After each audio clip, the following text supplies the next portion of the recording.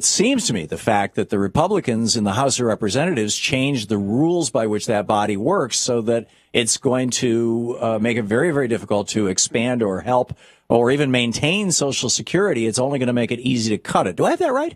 Yeah, a couple of things. First, yes, you have that right. Second, the Republicans never really liked social insurance. I mean, it's their philosophy, and I'm fine with that. That's their philosophy. I don't think it makes them immoral. I think it just makes them wrong.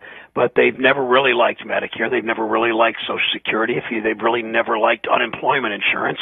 Social insurance, you pay money in, and when you need it, you get assistance from the government.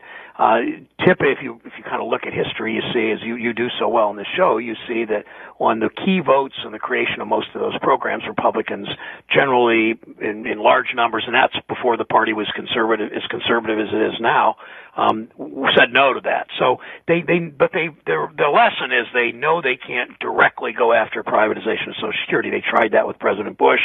They got burned. They knew it didn't work politically. So they're now going after disability insurance, by enacting sort of an obscure House rule, to do it. And when you think about that, Social Security, they won't go after directly Social Security because that's people's parents and grandparents. But they'll go after disability because that's a bunch of working stiffs that are trying to game the system. I mean, that's how they in their mind. Yeah. In their minds. I would add to that, they go after the unemployed. They go after poor people because, by and large, the unemployed and poor people don't have the means to be seriously politically active. Right. And the same is true, I would guess, of disabled people.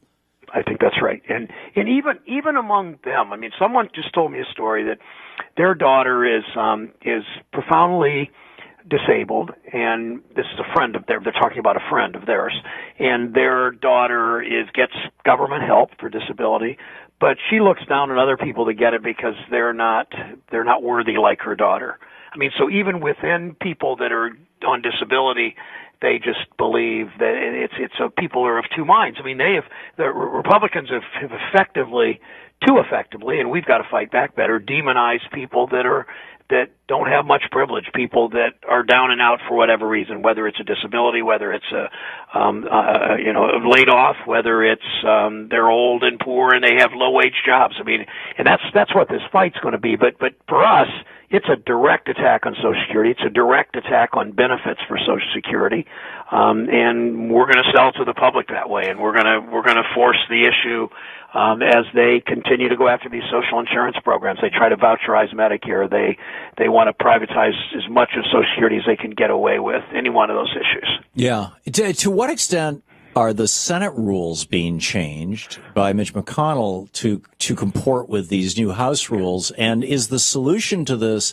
legislative, or is it changing the rules again? The solution is we need to do something legislative. In a nutshell, the Social Security, there are primarily two funds in Social Security. There's the retirement fund that people are the most familiar with. Then there's a disability fund. When one tends to run short over time, and it can go either way, Congress passes a bill and they move the money within the system. We don't lower benefits or raise payments. We just move the money. This was last moved a number of years ago. And it was predicted that in 2016 we'd need to do it again to make an adjustment. Congress has done it 11 times, I believe, over the last 60 years, something like that. It made that adjustment. It's always nonpartisan, just like minimum wage has been bipartisan, just like a transportation bill's bipartisan. But these guys don't want to do that, so they want to force the issue of cuts in Social Security. And we're going to highlight what they're trying to do by this little sleight of hand changing the rules. I don't think they'll try to. I don't know if they'll try to change the rules in the Senate. They're going to need likely 60 votes to make that rule change. And if they try to do it with fewer, I think they're going to pay a price. Yeah. So a rule change in the Senate can be subject to a filibuster? Not clear. Yeah. We did it with 50 votes on confirmations. Yeah, you're right. We can't do it legislatively. I'm not clear on that. I don't know if the parliamentarian's clear or not on that. I don't think there's been a ruling specifically on this, but we will watch. But even if it's just done in the House, all spending legislation has to originate in the House. It's still creating the zeitgeist, the frame, the the times within which they're going to.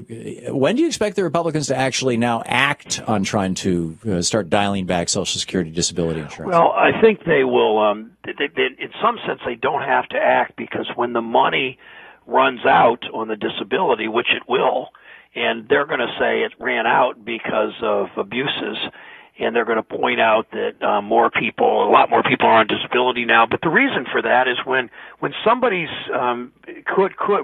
is eligible for disability, they keep working just because they want to, and they make a little more money. But then when they lose their jobs, they're going to file for disability then. Sure.